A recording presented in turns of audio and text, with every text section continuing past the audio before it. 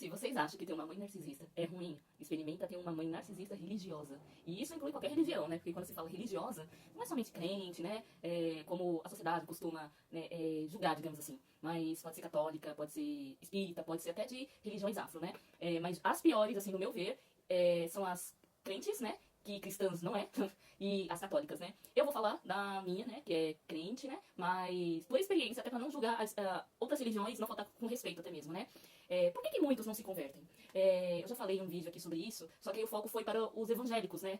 Os falsos evangélicos que dão mau testemunho. Mas o meu foco hoje vai ser sobre mães narcisistas que mancha a religião, vamos colocar, né? O nome da religião por conta das suas atitudes não pensadas, egoístas, porque o narcisismo é isso, né, é um pouco disso, egoísmo, maldades, né, perversidades, e a sociedade e a igreja não está preparada para esse tipo. Se a gente for parar para pensar, quantos líderes de igrejas grandes, narcisistas, existem? Milhares, né, inclusive famosos, que eu não vou citar nome até pro vídeo não cair, até porque também essa instituição tem um poder muito grande no governo e... sabe? Parece que até no Brasil, né? Então eu não vou citar o nome, mas entre linhas vocês vão entender de qual seita religiosa, não é igreja, seita religiosa que eu estou falando.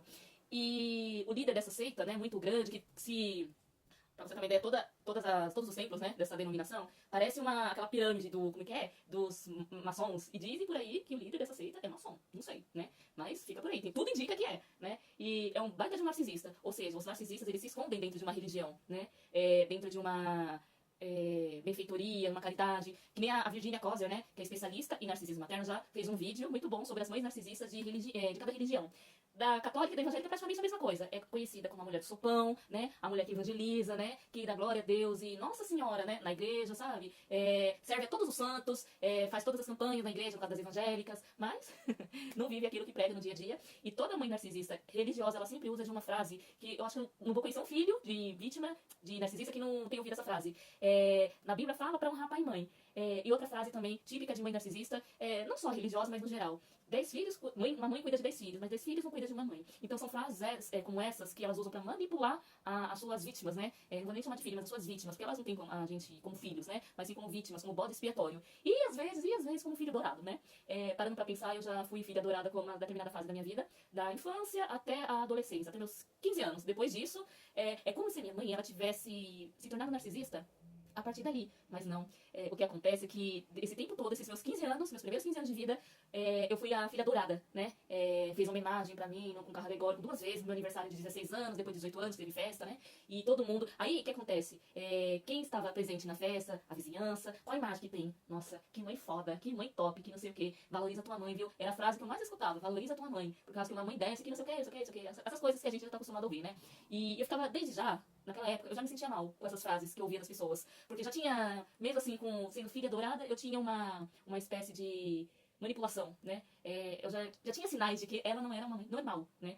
Uma mãe castradora, tanto que eu não conheço balada, barzinhos, essas coisas, né?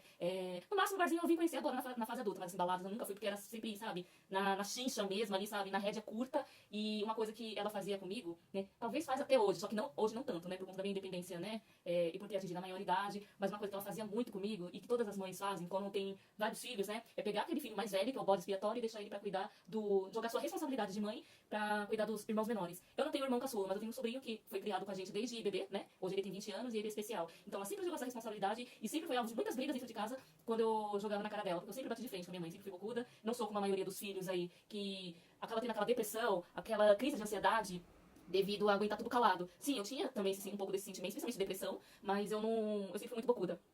E, diga-se de passagem, ela tá pagando pelo que ela era também na juventude, quando ela namorava com a tia que criou ela, né?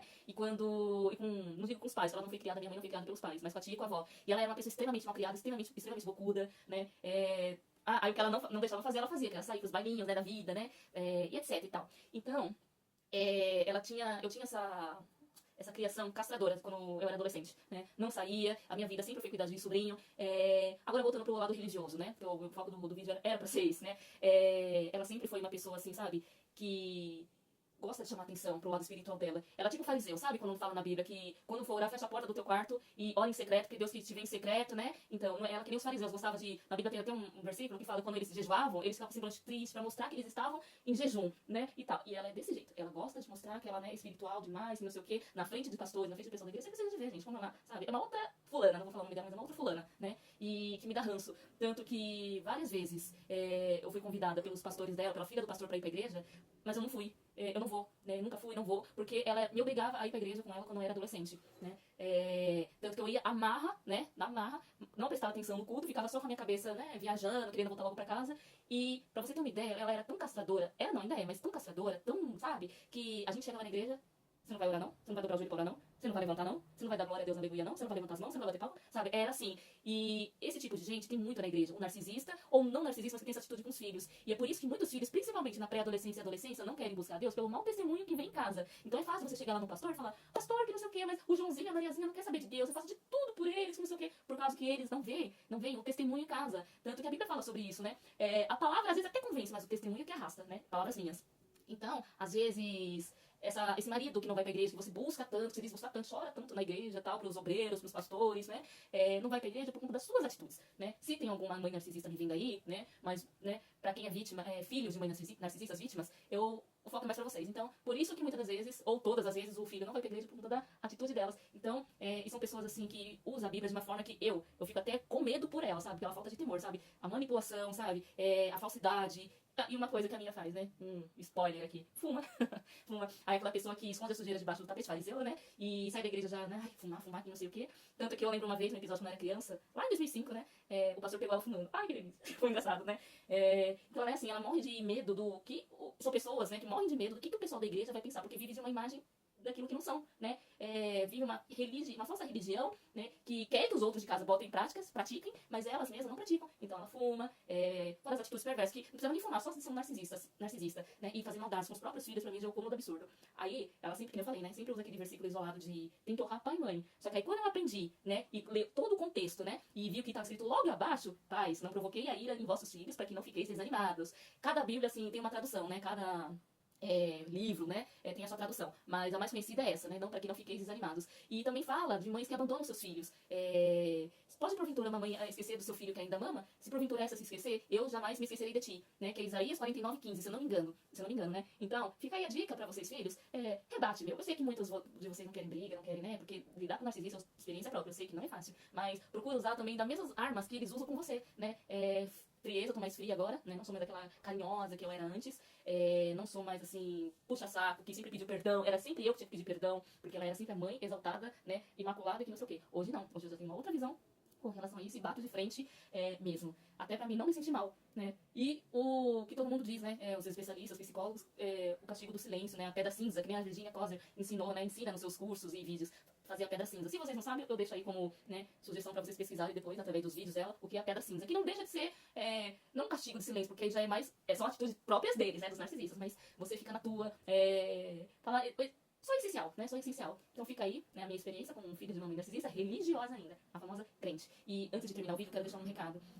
Por conta de pessoas desse tipo, que dão mau testemunho, né, eu quero deixar claro que não é todos que são iguais. Que, porque o pastor isso, que não sei o quê, né, que eu citei um exemplo de um líder religioso de uma igreja muito famosa, né, a igreja do Daldesse, que é um narcisista, ou até um psicopata, né, tem atitudes de um psicopata, mas não são todos, não. São poucos os verdadeiros cristãos que honram um nome, né, santo, mas não se baseie por, sabe, pessoas assim, não. Porque se eu, hoje, falando por mim, se eu deixasse de olhar pra Jesus pra olhar pras atitudes da minha mãe, nossa, mas todo crente é igual, mas todo que não sei o quê, eu não estaria firme hoje, sabe, em Jesus do jeito que eu tô, né, porque ele que tem me sustentado, ele que sempre me sustentou, ele que me deu essa coragem, essa força, inclusive força, quando eu descobri uma coisa trágica, que ela escondeu de mim por anos, né, ela escondeu de mim por anos, ela e meu pai, totalmente imoral, mas foi ele que me deu essa força, então eu nunca deixei de olhar pra ele, embora às vezes eu confesso que eu questiono, por quê, meu Deus, por que eu, né, e a Virginia Kozer, ela fala em um dos seus vídeos, né, em vários vídeos, né, porque eu tenho uma mãe narcisista, e a vida é tão, né, engraçada que as mães boas, né, as que poderiam ser mães boas, têm problema de saúde, que não podem engravidar e que não sei o quê. Querem adotar, mas o processo burocrático dessa lei não ajuda a adotar uma criança que só quer amor, que ela só quer dar amor, né? Tem tudo pra ser uma boa mãe. E as que têm a oportunidade de parir, né, de gerar, têm esse tipo de comportamento.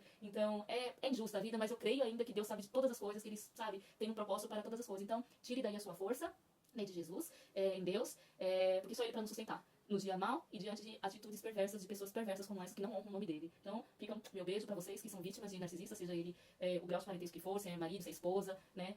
Gratidão pra todas que vocês me acompanharam até aqui.